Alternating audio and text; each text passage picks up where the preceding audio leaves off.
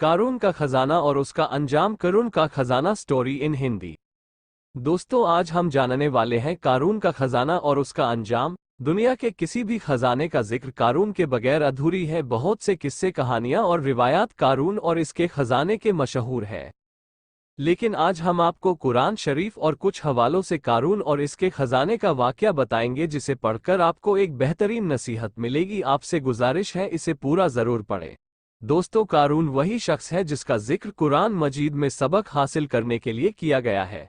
कारून हजरत मूसा अलैहिस्सलाम के चाचा बसर का बेटा था। वो बचपन से ही बेहद हसीन और खूबसूरत था।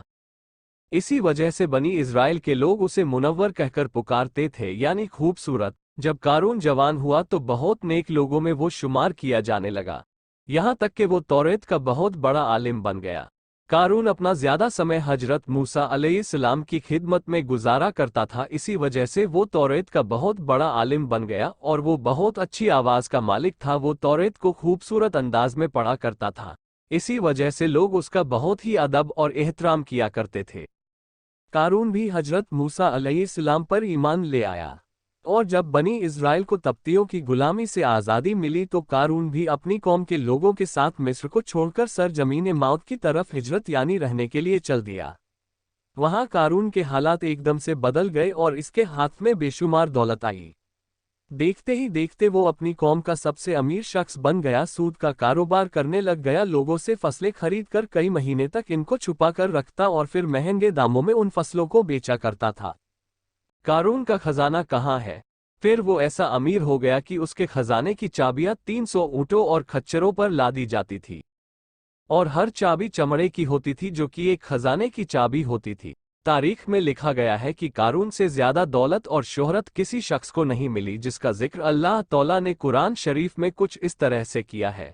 बेशक कारून मूसा अलैहिस्सलाम की कौम से था, फिर उसने कौम पर जुल्म किया और हमने इसको इतने खजाने दिए जिनकी कुंजियां उठाना एक ताकतवर जमात पर भारी थी। एक और जगह पर अल्लाह तौला ने इरशाद फरमाया है, जब कारून से उसकी कौम ने कहा घमंड मत करो, बेशक अल्लाह तौला इतराने वालों को पसंद नहीं करता, और जो दौलत तुझे अल्लाह तौला ने दिया है इसके जरिए से अपनी आखिरत को बेहतर कर और अल्लाह को राजी कर और एहसान कर, जैसा अल्लाह तौला ने तुझ पर एहसान किया, और जमीन में फसाद मत कर, बेशक अल्लाह तौला फसादियों को पसंद नहीं करता।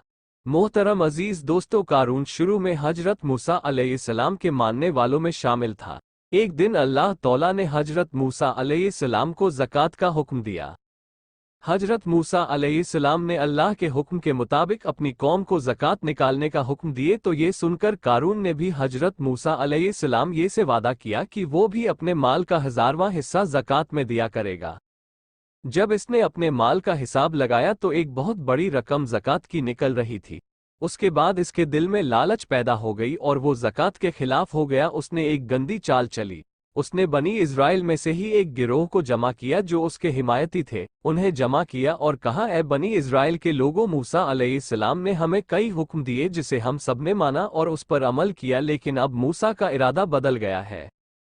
अब वो तुमसे तुम्हारा दौलत छीन लेना चाहते हैं। कारून ने अपनी कौम में से एक औरत को कुछ पैसे देकर हजरत मूसा अलैहिस्सलाम पर इल्जाम लगाने के लिए भी कहा, ताकि हजरत मूसा अलैहिस्सलाम को बुरा साबित किया जा सके।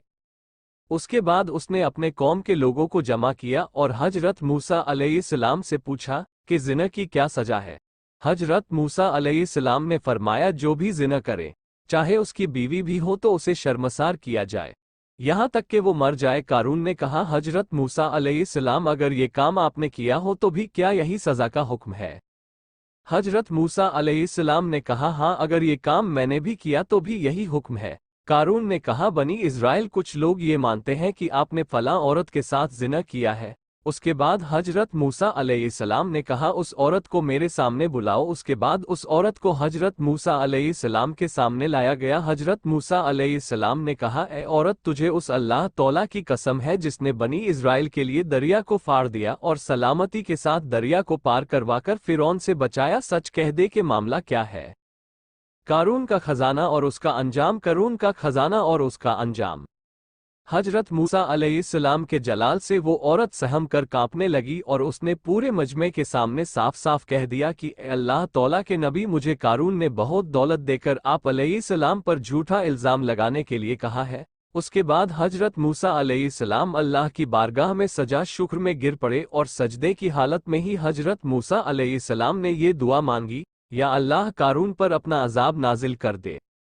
उसके बाद वो सभी लोग जो कारून के साथ थे वो उससे अलग हो गए और हजरत मूसा अलैहिस्सलाम ने अल्लाह तौला के हुक्म से ज़मीन को हुक्म दिया कि ए ज़मीन कारून को और ख़जाने को ख़त्म कर दे, तो ज़मीन फट गई और कारून का ख़जाना और जो इसके मानने वाले थे सब लोग भी ज़मीन में धंसने लग गए और देखते ही देखते कारून, उसका महल और उसका ख़जाना सब कुछ इस ज़मीन में धंस गया। जब ये सब कुछ ज़मीन में धंस गया तो ज़मीन दोबारा बंद हो गया जैसे पहले थी। मोहतरम अजीज दोस्तों, हमें जो चीज़ दी गई है वो सिर्फ दुनिया तक ही साथ रहने वाली और काम आने वाली है, जबकि कारून को भी दुनियावी जिंदगी का सामान दिया गया और उसने इस पर गुरूर और तकब्बुर किया तो वो भी फिरौन की तरह अजाब से नहीं बच सका। दोस्तों, सोचने की बात यहाँ ये है कि क्या हमारे पास कारून और फिरौन से ज्यादा माल और दौलत है, और जिस तरह फिरौन को उसकी दौलत अल्लाह के अजाब से बचने में कोई काम नहीं आई, इसी तरह कारून को हजरत मूसा अलैहिस्सलाम से रिश्तेदारी और इसके खजानों ने कोई फायदा नहीं दिया। तो हमें गुरूर किस बात का है, याद रखो, अगर हम भी इनकी तरह दौलत और शोहरत पर घमंड करते हैं और अपने से कम वाले को नीचा दिखाते या फिर उन्हें बुरी नज़र से देखते हैं तो हमारा हाल भी फिरौन और कारून जैसा ही होगा। अल्लाह तौला से दुआ है कि अल्लाह तौला हम सबको अपने प्यारे नबी सल्लल्लाहु अलैहि वसल्लम से बेपनाह मोहब्बत करने और उनके बताए हुए रास्तों पर जिंदगी गुजारने की तौफीक अता फरमाए और हमें हर बुरे काम से बचाए और ज़्यादा से ज़्यादा नेक काम करने की तौफीक दे, आमीन।